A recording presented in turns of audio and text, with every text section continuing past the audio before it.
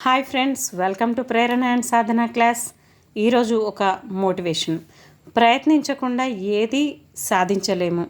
మీ ప్రయత్నంలో తోడుగా మా ప్రేరణ అండ్ సాధన క్లాసెస్ మీకు ఉపయోగపడతాయని, మీరు ఖచ్చితంగా ప్రయత్నించి మీ విజయాన్ని సాధిస్తారని ఆశిస్తూ ఈరోజటి క్లాస్లో భాగంగా ఇంగ్లీష్ గ్రామర్ దాంట్లో క్వశ్చన్ ట్యాగ్స్ గురించి చూద్దాం. ఇది చాలా సింపుల్, అలాగే చాలా కన్ఫ్యూజ్ చేస్తాయి. అలాంటి కన్ఫ్యూజ్ మీకు ఉండకుండా ఉండాలి అంటే మా క్లాసెస్ వినండి. Okay friends, let's start the class. Question tag. ఈ క్వశ్చన్ ట్యాగ్ అనగానే మనకి కొన్ని గుర్తుండాలి. కామన్ రూల్స్ ఏంటి అంటే, ఇవి షార్ట్ కట్లో ఎన్ పక్కన నాట్ అనడానికి ఎన్ పక్కన అపాస్ట్రఫీ కామా ఇచ్చేసి టీ అనేది పెట్టాలి. ఆ విధంగా షార్ట్ కట్లో రాయడం అనేది ఉంటుంది. కెనాట్కి కాంట్ అని రాయడము, డు నాట్కి డోంట్ అని రాయడము, ఇలాంటి చిన్న చిన్న వాటిని చేయాలి. అదేవిధంగా సబ్జెక్ట్ ప్లేస్ని లాస్ట్కి, ఆ సబ్జెక్ట్ ప్లేస్లో ఉన్న ప్రొనౌన్ ఏదైతే ఉంటుందో అది చివరిగా పెట్టాలి. ఒకవేళ నేమ్ ఉంటే అది హియా షియా ఇట్టా అని చెప్పి చూసి దాన్ని కూడా ఆ ప్రొనౌన్ని కూడా లాస్ట్లో పెట్టాలి, చివరిగా పెట్టాలి. ఇలాంటి చిన్న చిన్న రూల్స్తో ఈరోజు మనం క్వశ్చన్ ట్యాగ్లోకి వెళ్దాం. Question tag start with the auxiliary verbs. Auxiliary verbs అంటే మీ అందరికీ తెలిసే ఉంటుంది, హెల్పింగ్ వర్బ్స్. మెయిన్ వర్బ్స్ కాకుండా హెల్పింగ్ వర్బ్స్ని యాక్సిలరీ వర్బ్స్ అంటారు. అయితే దీంట్లో క్వశ్చన్ ట్యాగ్ అనేది ఏ స్టేట్మెంట్లో ఉందో చూడాలి. ఫస్ట్ సింపుల్ టెన్స్ అంటే సింపుల్ ప్రెజెంట్ టెన్స్ అయితే డూ అనేది వాడాలి, లేదా హీ షీ ఇట్ వస్తే డస్ వాడాలి. అదేవిధంగా సింపుల్ పాస్ట్ టెన్స్ అయితే డిడ్ వాడాలి. ఇక్కడ మనం కొన్ని రూల్స్ అనేటివి చూద్దాం. ఒక స్టేట్మెంట్ చూద్దాం మనం. I like sweets.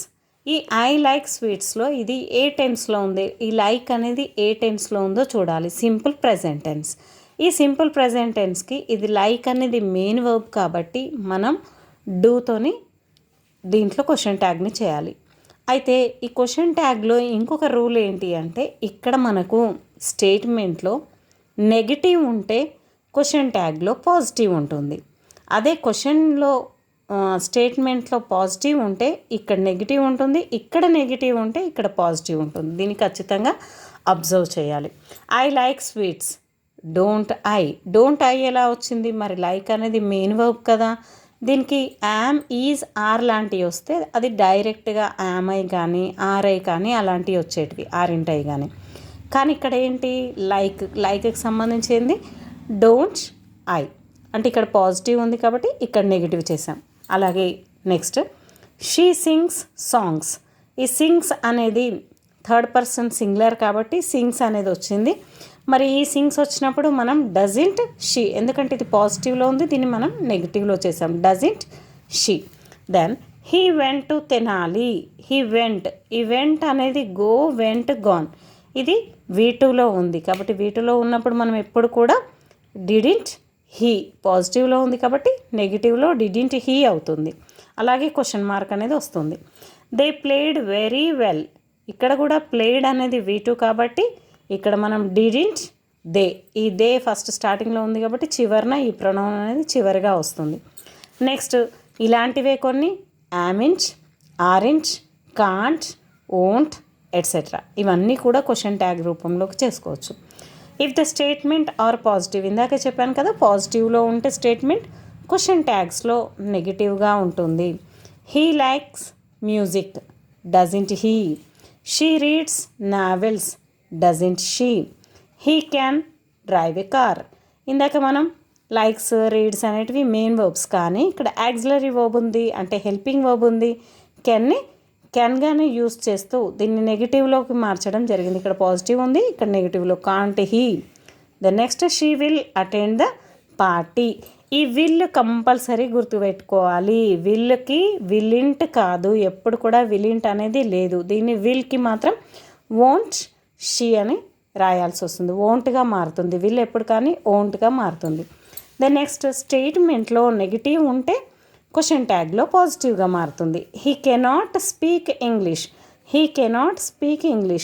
Can he question tag. Then she does not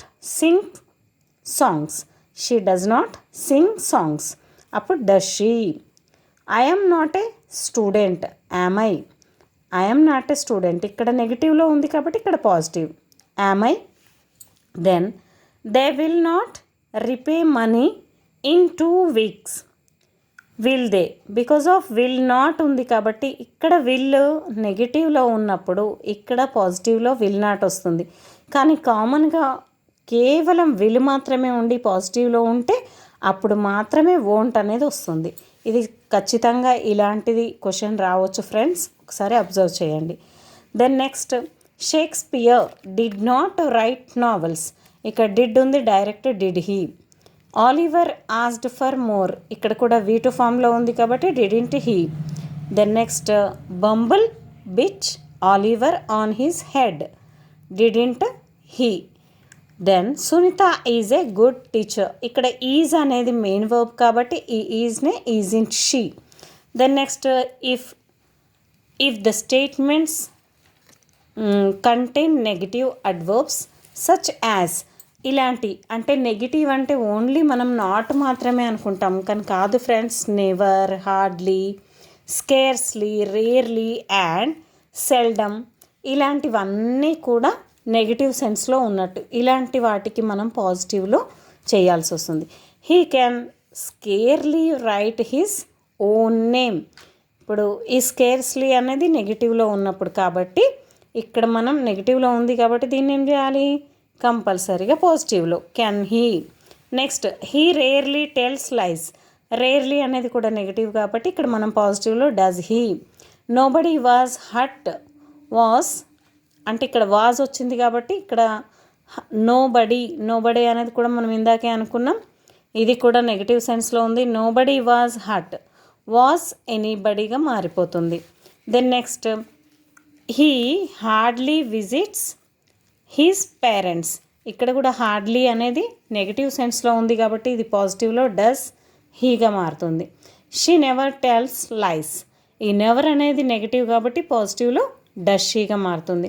thank you friends, మీ అందరికీ అర్థమయ్యే ఉంటుంది అనుకుంటున్నాను. ఖచ్చితంగా ఫాలో అవ్వండి.